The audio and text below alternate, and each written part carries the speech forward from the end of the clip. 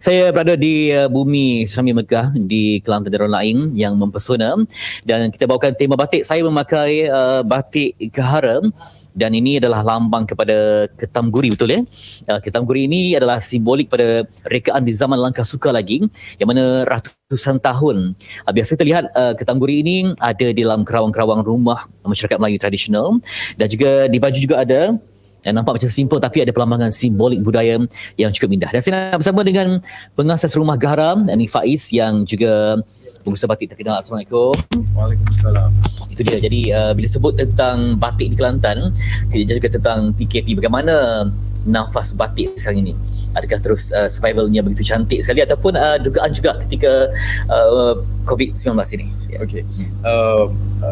Boleh saya katakan yang industri batik di Kelantan ini terjejas teruk kerana memang produk batik kita mendapat perhatian daripada golongan pelancong. Jadi bila kurangnya pelancong yang datang, macam saya sendiri juga, pelancong hanya bukan dari sekitar Malaysia tapi juga dari luar negara. Jadi dengan tiadanya pelancong dari luar negara itu memang memberi impak yang besar. Jadi apa yang kita perlu buat adalah untuk mengubah cara produk yang dikeluarkan supaya lebih sesuai dengan masyarakat tempatan sekarang. Okey, apa beza batik pukul ataupun batik cap di sini? Okey, ini yang seperti yang ditunjukkan di sini adalah batik cap ataupun batik pukul yang orang Kelantan panggil. Dan perbezaannya adalah dia menggunakan tembaga, blok tembaga yang di-applykan kepada kain. Berbanding batik lukis ataupun batik canting yang seperti yang dilakukan oleh kebanyakan pengusaha sekarang. Mencabar tak untuk menghasilkan batik begini? Cabaran dia adalah dari segi pembuatan design, bermula dari pembuatan design di mana dia agak lebih complicated lah, macam yang apa yang saya buat untuk make sure design tu bila diletakkan di atas kain akan nampak cantik. Jadi imajinasi tu perlu lebih luas dan tinggi level imajinasinya.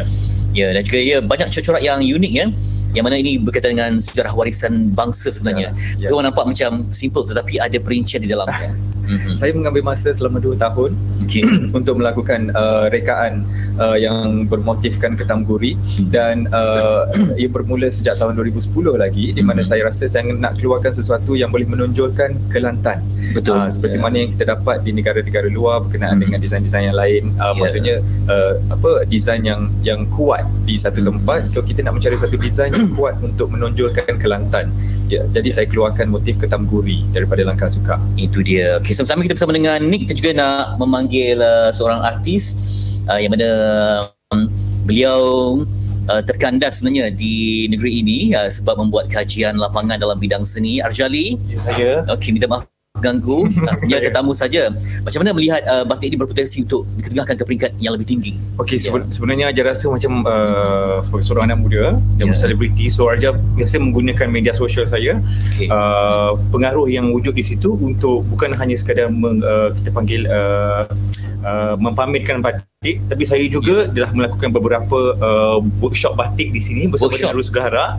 Jadi kita tarik anak-anak muda ataupun golongan yang especially luar pada Kuala Lumpur belajar datang sini macam mana, apa itu batik sebenarnya. Ya, saya ingat dulu masa ketika dibenarkan rentas negeri, ramai yang datang untuk betul-betul rasa yang asli. Betul. Batik. Jadi apa keunikan kalau lihat di Gahara ini?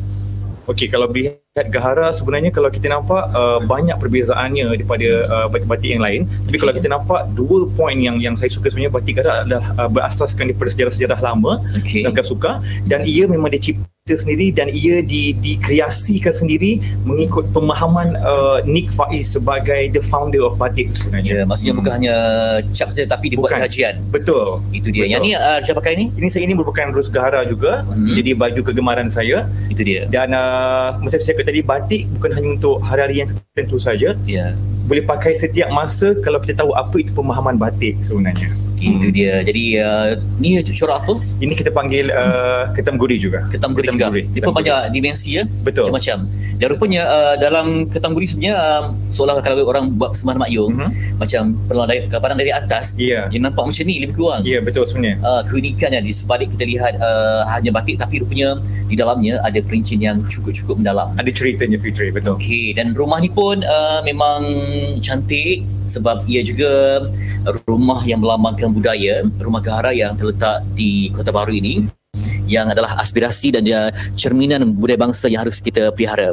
Jadi saya mengharapkan supaya anda di luar sana terus menyanjung tinggi martabat budaya bangsa kerana ia adalah akar budaya kita.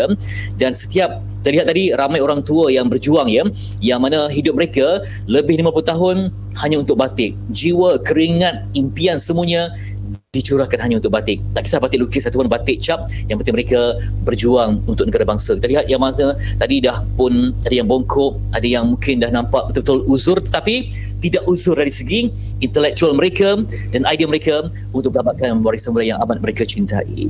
Jadi Sofia suka tak kepada batik? Kalau Sofia pakai mesti nampak lebih moden sebab wajah Jepun tetapi membawa identiti budaya Melayu. Saya nak beri pesan kepada Fetri untuk belikan saya sepasang ialah baju batik ya. Terima kasih Fetri. Okay, sama-sama. Baik, Fetri pun saja memberikan sedikit penerangan berkenaan Rumah Gahara yang mempunyai seni penghasilan batik dari generasi ke generasi yang pasti perlu kita raikan juga.